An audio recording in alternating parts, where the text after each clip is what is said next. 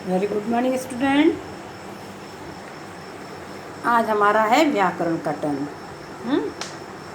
और व्याकरण के टर्न में हमने पार्ट 3 तक आप लोगों को पढ़ा दिया है ना।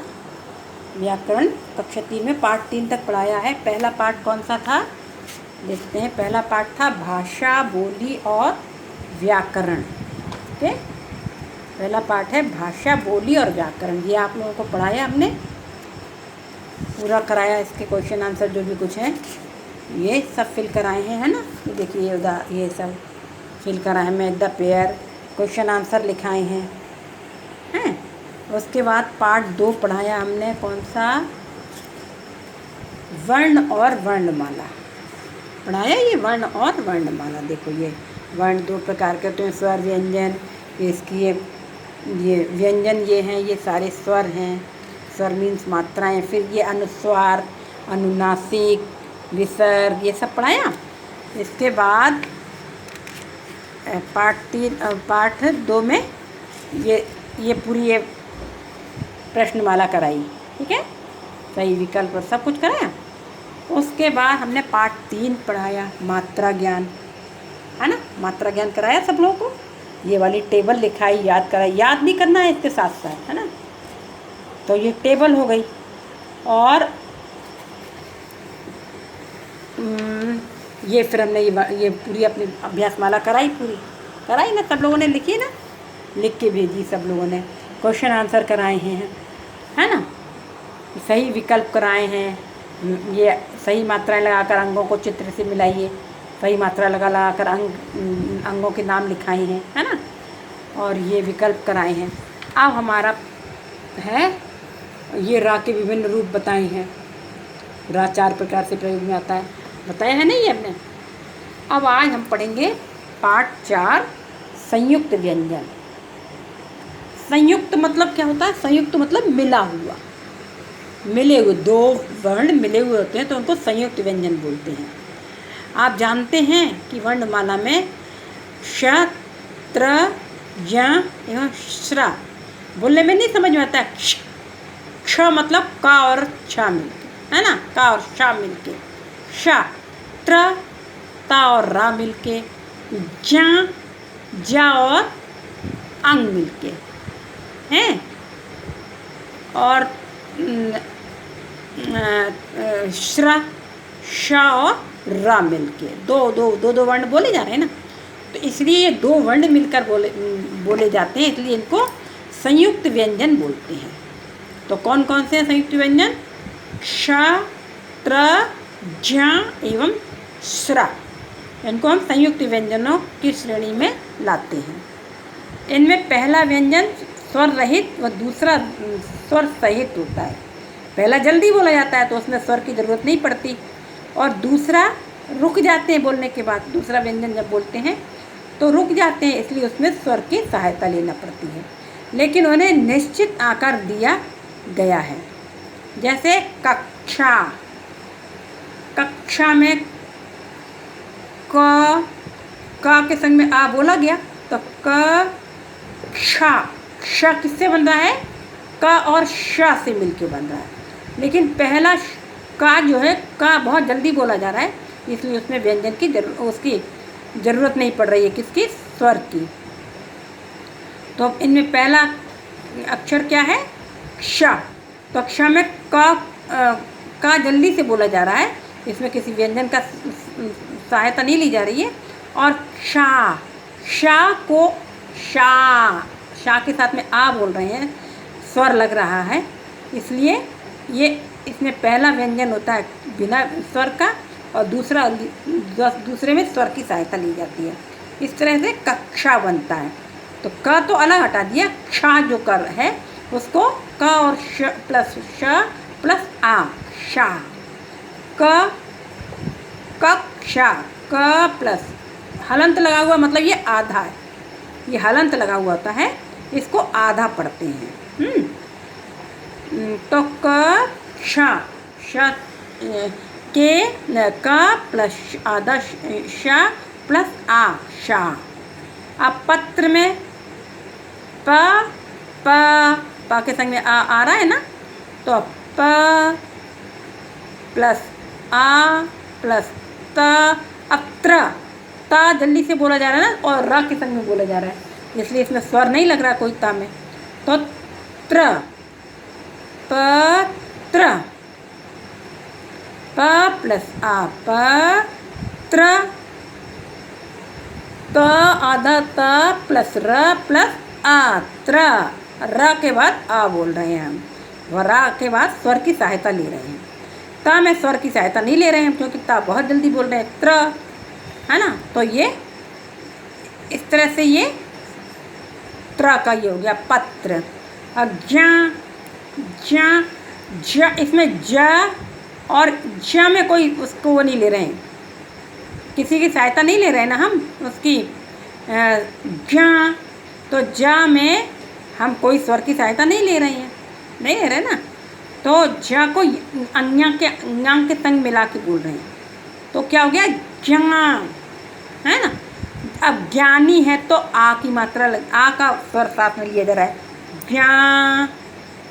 तो ज प्लस न्या ज्ञ, और उसमें आ बोला तो ज्ञा नी, ना में बड़ी की मात्रा न प्लस ई, नी ज्ञानी, है ना। अब इसी तरह श्रमिक, श्र में श जल्दी बोल रहे हैं ना, और श्र आराम से बोल रहे हैं, तो श जल्दी बोला गया तो क्या हो गया श्र।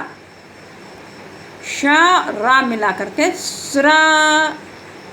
तो ये श स्वर रहित व्यंजन है और रा स्वर सहित है, क्योंकि रा के संग में आ लग रहा है, श्र, है ना। मि मा प्लस ई, मि प्लस क प्लस आ, श्रमिक, ठीक है।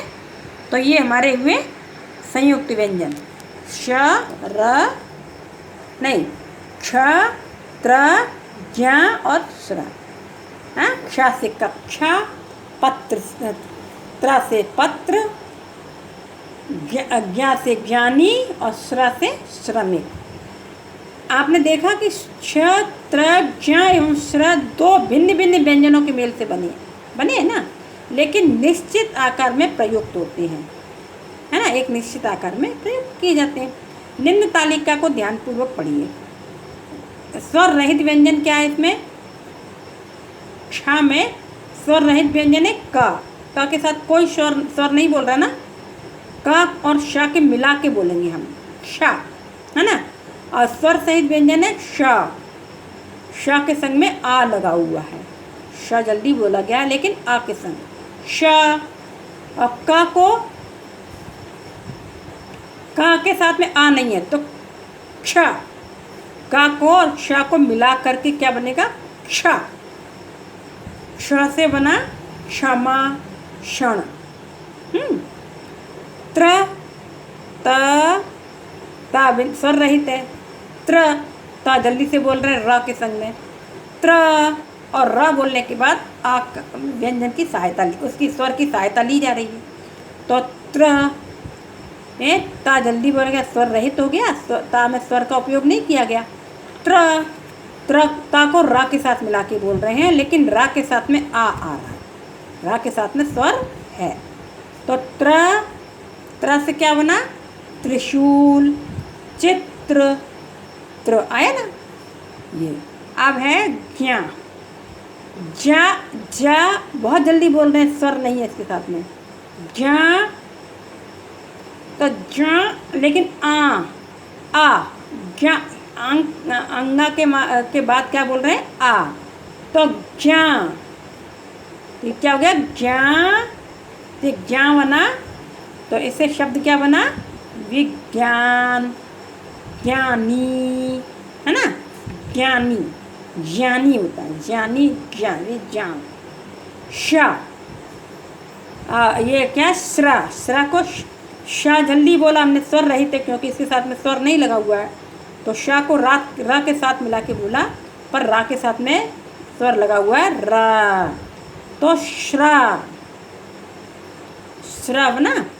तो श्रा से क्या बना श्रम और परिश्रम, ठीक है, श्रम और परिश्रम दो शब्द, दो ये तो क्षम क्ष त्र ज्ञ और श्रा के ये आपकी ये तालिका पूरी हुई। इसे समझ में आया आपको ये कैसे संयुक्त व्यंजन है। अब संयुक्ताक्षर, ये तो संयुक्त व्यंजन हुए हैं। अब हम क्या पढ़ेंगे, संयुक्ताक्षर। संयुक्ताक्षर कैसे होते हैं,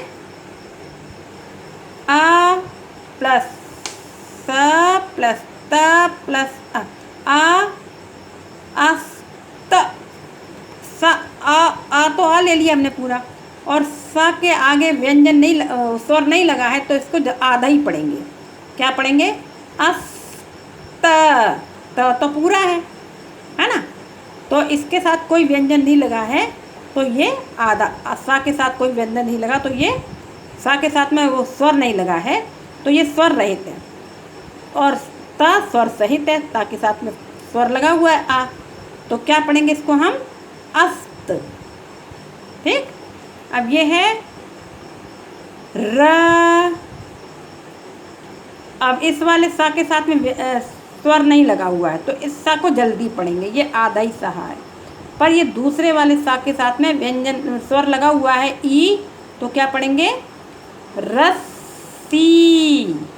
एक सा जल्दी बोला और एक सा खींच के बोला, सी, है ना, एक स्वर रहित है एक स्वर सहित है ना। तो र तो पूरा है, रा के साथ में स्वर है ना, तो र। अब दूसरे सा के साथ में स्वर नहीं है तो क्या बोलेंगे, आधा जल्दी से बोलेंगे इसको सा को, और दूसरे सा के साथ मिलाकर बोलेंगे, और दूसरे वाले सा के साथ में स्वर लगा हुआ है तो क्या हो जाएगा, रस्सी। एक सा जल्दी बोला एक सा खींच के बोला, सी, रस्सी। ठीक है, अब आपने देखा अस्त शब्द में सा और त, सा तो आधा ही है, हलंत लगा हुआ है, और त के संग में आ लगा हुआ है, तो त का और रस्सी में स और स ई सी का प्रयोग एक साथ किया गया, इन्हें संयुक्ताक्षर कहते हैं। मतलब स और ता का और रस्सी में स और सा का संयुक्ताक्षर हैं, ये अक्षर हैं, इनको संयुक्त रूप से प्रयोग किया गया है तो इन्हें संयुक्ताक्षर कहते हैं।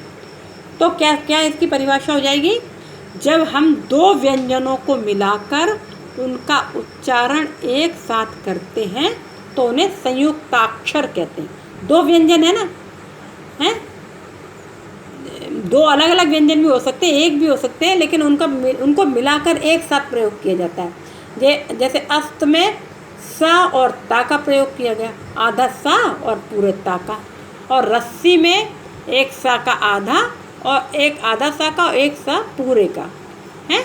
तो इनको क्या कहते हैं, जब हम दो व्यंजनों को मिलाकर उनका उच्चारण एक साथ करते हैं, दो व्यंजन बने हुए ना, इसमें सा दो व्यंजन है, इसमें सा और ता दो व्यंजन है तो दो अलग अलग दो व्यंजन है ना, तो इनको मिलाकर एक साथ बोले जा रहे हैं तो इनको हम क्या कहते हैं, संयुक्ताक्षर।